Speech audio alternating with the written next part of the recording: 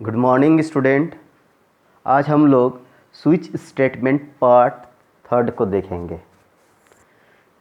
इस तरह का क्वेश्चन आता है कि आपको दिया गया अक्षर को पहचानना है कि वॉवेल है या वॉवेल नहीं है, मतलब कॉन्सोनेंट है, मगर आपको यहाँ पे जवाब देना है कि वॉवेल है या नहीं है। आपको पहचानना है ए वॉवेल है या नहीं है, बी वॉवेल है या नहीं है, आपको पहचानना है। और इसको हम लोग इफ़ एल्स में भी बना सकते हैं, स्विच में भी बना सकते हैं, बट इस क्वेश्चन को जो है हम लोग स्विच स्टेटमेंट से बनाना सीखेंगे। इफ़ एल्स में हम बताए हैं, मेरे वीडियो को चेक कीजिएगा, आपको मिल जाएगा। नहीं मिलता है तो कमेंट सेक्शन में बताइएगा, हम आपको वीडियो का ज़रूरत होगा तो हम बना देंगे। आइए इस प्रोग्राम को हम लोग स्विच स्टेटमेंट के माध्यम से समझते हैं कि write a program to determine whether the given character is vowel और नॉट। ये वॉवेल है या नहीं है। तो पहले पता होगा, क्या पता होना चाहिए कि आपको वॉवेल क्या क्या होता है। तो आपको पता होगा वॉवेल क्या क्या होता है। ए, ई, आई, ओ, यू, यही वॉवेल होता है। आपसे कोई पूछता है कि कितना वॉवेल होता है, आपका जवाब क्या होगा? 5 होगा ना। मगर इंग्लिश के हिसाब से 5 वॉवेल होता है, ये याद रखिएगा। और कंप्यूटर के हिसाब से 10 वॉवेल होता है। तब बोलिए सर बाकी 5 क्या होता है? इसका स्मॉल लेटर, ये कैपिटल में सारा है ना, स्मॉल लेटर, छोटा ए, ई, आई, ओ, यू, मतलब 5 कैपिटल में और 5 स्मॉल लेटर में वॉवेल होता है। तो कंप्यूटर के हिसाब से टोटल नंबर कितना हो गया? 10 वॉवेल होता है। याद रखिएगा 10 वॉवेल्स होता है। मगर कंप्यूटर के हिसाब से, इंग्लिश में कोई पूछेगा तो आप मत बोल दीजिएगा 10 वॉवेल होता है, फिर आपका गलत हो जाएगा। इंग्लिश में 5 ही होता है, ए, ई, आई, ओ, यू। कंप्यूटर में 10 होता है।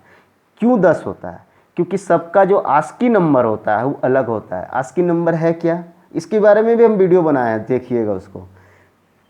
तो सबको एक नंबर दिया जाता है, इसका अलग नंबर होता है, इसका अलग नंबर होता है, इसका सबका जो एक नंबर दिया गया, आस्की वैल्यू जो दिया गया है वो अलग अलग होता है। इसी कारण से कैपिटल कैपिटल होता है और स्मॉल स्मॉल होता है। कैपिटल और स्मॉल कंप्यूटर में एक नहीं होता है, इसको हमेशा याद रखना है। Total number of vowels are 10। आइए इसको स्विच स्टेटमेंट के माध्यम से बनाने का कोशिश करते हैं। इसके लिए हम लोग ये यूजर डिफाइन बनाएंगे, वैल्यू लेंगे यूजर से। इसके लिए हम लोग सबसे पहले एक पैकेज लेंगे, इंपोर्ट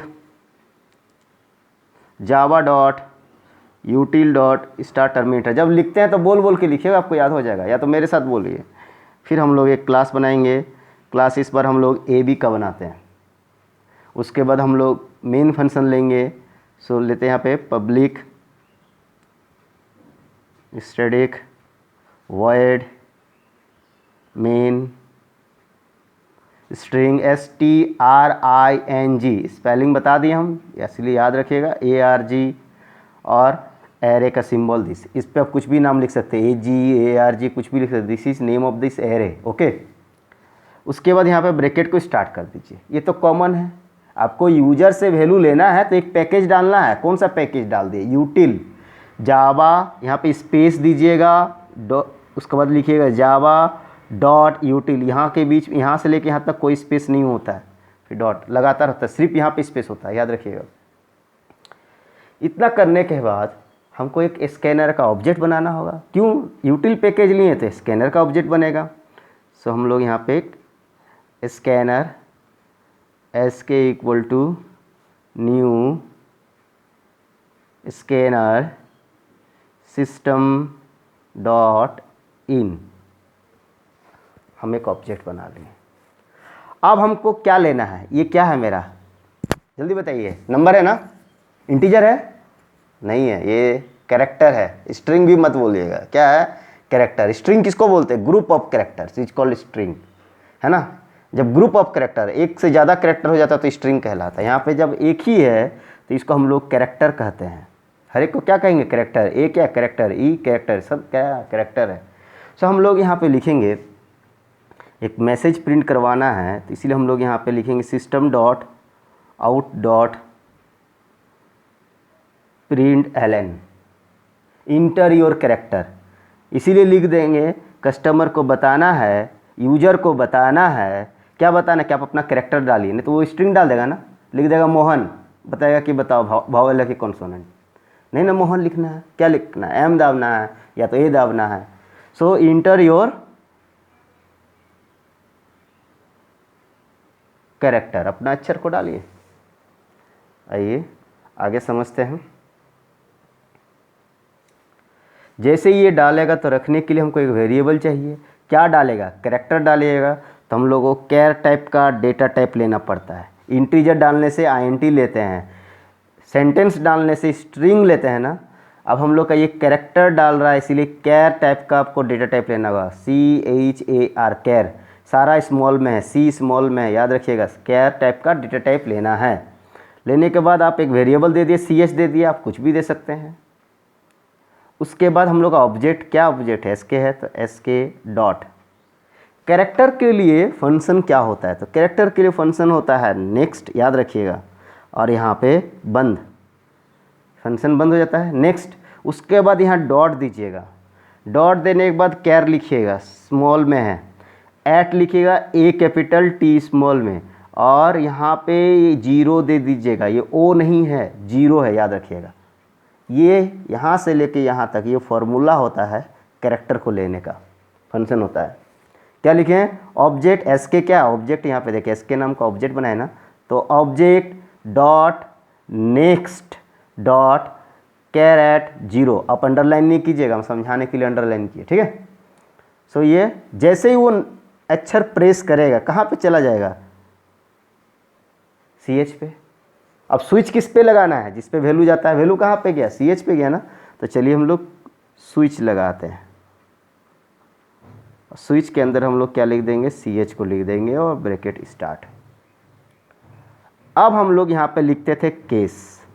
अब मेरा यह इंटीजर रहता था तो 1 2 3 4 देते थे ना, इस बार क्या है, मेरा कैरेक्टर है। तो कैरेक्टर याद रखिएगा सिंगल कोटेशन में लिखा जाता है, और स्ट्रिंग जो है डबल कोटेशन में लिखा जाता है, और इंटीजर में कोई कोटेशन नहीं होता। इस बात को याद रखिएगा। ये किस में लिखा जाता है, कैरेक्टर, ये किसके लिए होता है, स्ट्रिंग, और इंटीजर में कोई भी कोटेशन नहीं दिया जाता है।